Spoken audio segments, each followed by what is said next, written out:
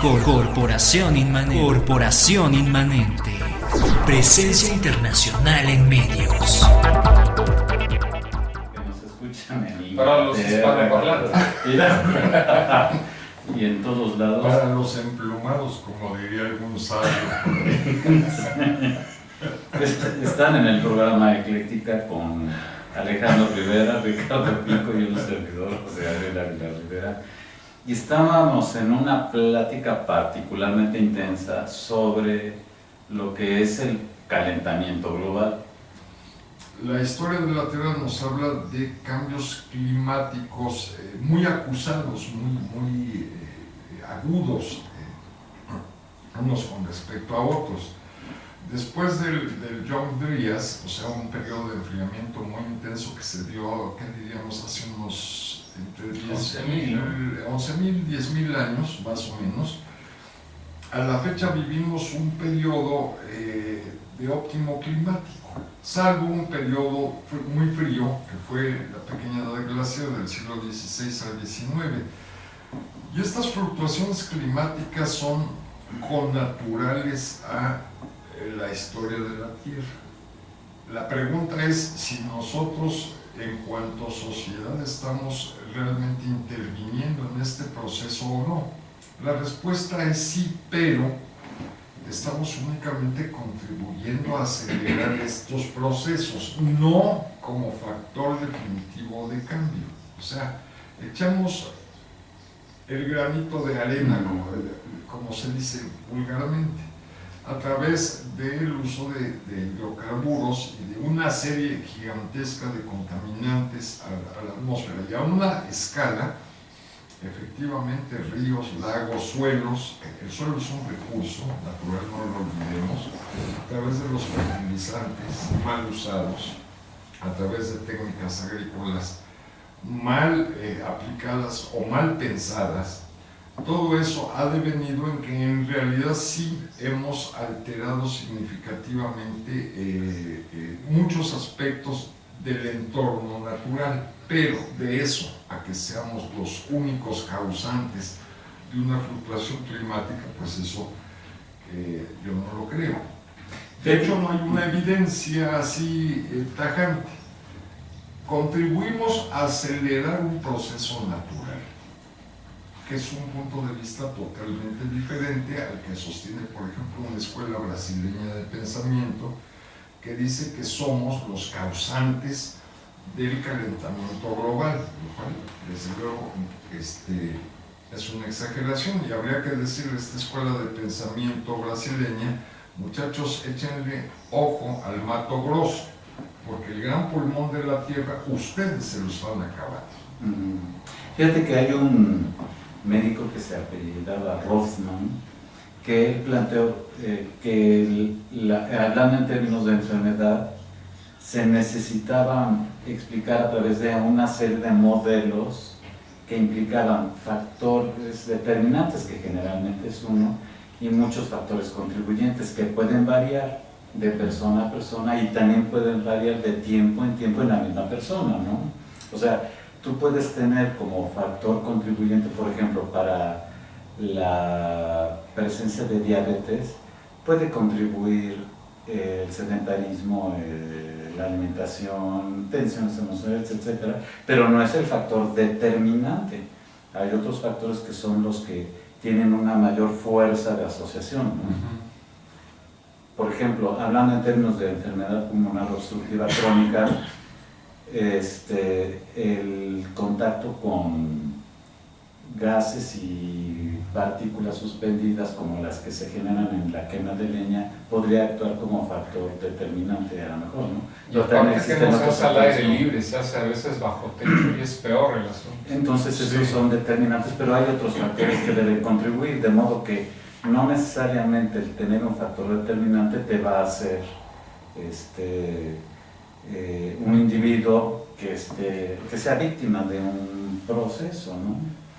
Bueno, es que sí, aquí hay muchos factores interesantes. Por ejemplo, bueno, ya Ricardo nos explicará esto que aquí, pero en realidad, ¿cuál ha sido la época de oro de la humanidad? digámoslo así, no es esta época, ciertamente. Estamos sometidos a tal cantidad de presiones, de bombardeo informático, de reglamentaciones. Freud tiene mucho que decir a esto.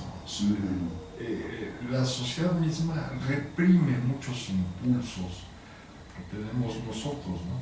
Difícilmente nos pondríamos nosotros tres a pintar una olla, tal vez Ricardo sí, pero yo francamente no. Pero ya no hacemos esto. Tenemos otras opciones para recrear la realidad, ¿no? Pero ¿qué quiere decir esto? Bueno, ya nos explicará Ricardo. Lo que yo quiero decir es que efectivamente las sociedades modernas han contribuido, pero con mucho, no a la escala del cambio climático, ser la causa del cambio climático global, sino de contribuir a ella. Pero, por ejemplo, estamos observando que México pierde algo así como 200,000 hectáreas de bosque anual. ¿Qué implica esa pérdida? Implica cambio de vocación del suelo boscoso a suelo que tiene otras características y que generalmente se erosiona. Los mantos acuíferos, ¿qué les pasa? Claro, además se contaminan, se abaten los mantos acuíferos porque es parte del ciclo del agua. El bosque es un factor fundamental para el ciclo del agua. El ciclo del agua tendremos que explicarlo un poco más a fondo en otro programa donde hablemos de agua estrictamente. Pero, por ejemplo, ¿qué está pasando? Ya notaron ustedes que cada año por lo menos un huracán nos cruza.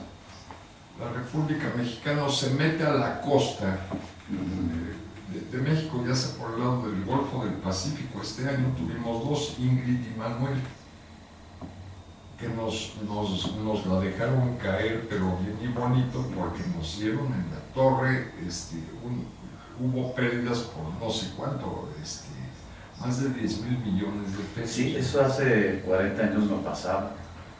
Ha pasado, pero el problema es que no que sube el número de huracanes, o matemáticamente hablando, la frecuencia de huracanes, pero cada vez son más intensos, o sea, cada vez tienen una capacidad de disipación de energía mayor.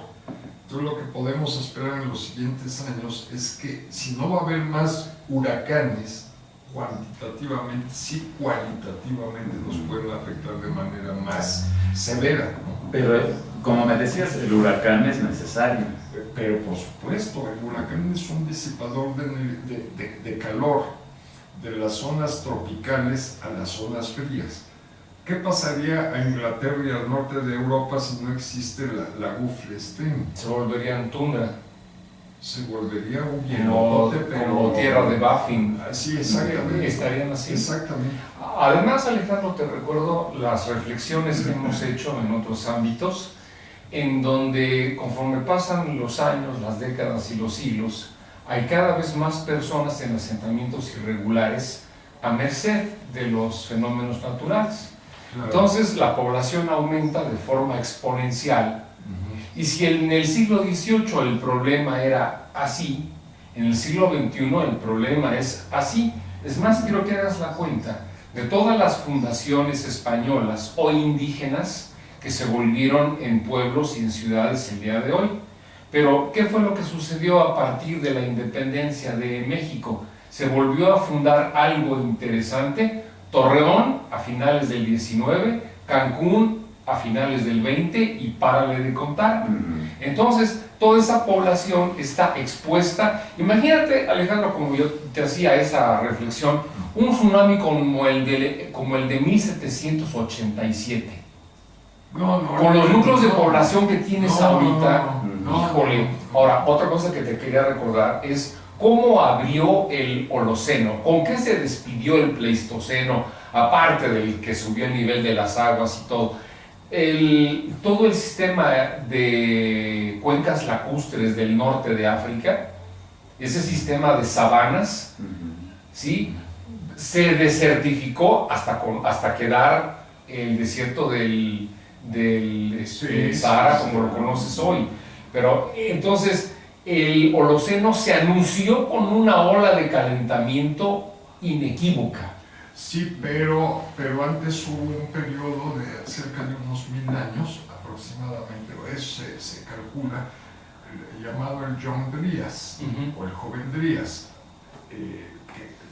y sobre todo en la región de ¿qué diríamos?, mesoamericana, norteamericana, y se formaron 3 regiones: Árida América, Oasis América y Mesoamérica. Oasis América, la parte donde hoy está California, más o menos Nevada. Ese es Oasis América. Se supone que, por cierto, los mexicas provienen de esta región, entre otras cosas. Oasis América. Árida América, Arizona, Nuevo México, esta región. Es una región Sonora. Sonora, Coahuila, parte, claro. Y Mesoamérica, de Coahuila hasta más o menos Panamá, Costa Rica, por ahí.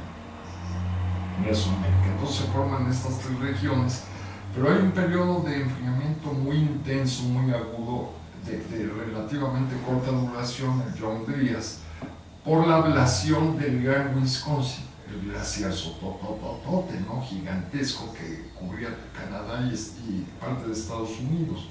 Se empieza a ablacionar, pero ¿qué ocurre con la red fluvial en el este de los actuales Estados Unidos? Se llena de agua muy fría que va a desembocar al Golfo de México.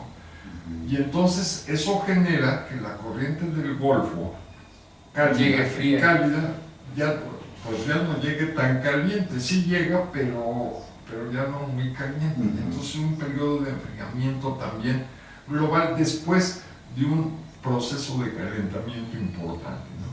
¿Por qué se debe? Porque 4 glaciaciones, y ahora se sabe que hubo 20 avances y retrocesos cortos y 4 interglaciales en un periodo de vamos a decir, 1 millón de años. 4 glaciaciones gigantescas, ¿no? La Kansas, la Wisconsin. Nebraska, Kansas, Illinois y Wisconsin son las 3 para Norteamérica. Mindel, Burn en Europa, ¿no? Y en Rusia tiene otros nombres y así sucesivamente. En Sudamérica también hubo glaciaciones importantes. ¿Por qué? Primero un calentamiento muy agudo y luego un enfriamiento, y así ha ocurrido 4 veces. Estamos en un interglacial en este momento y vamos probablemente a un periodo glacial. Muchachos, Tarde o temprano. les anuncio que no lo vamos a ver. Bueno, David Cronos ya nos está correteando. David Cronos. Están en el programa de Ecléctica, regresamos en un momento, gracias. Corporación Inmanente. Presencia internacional en medios.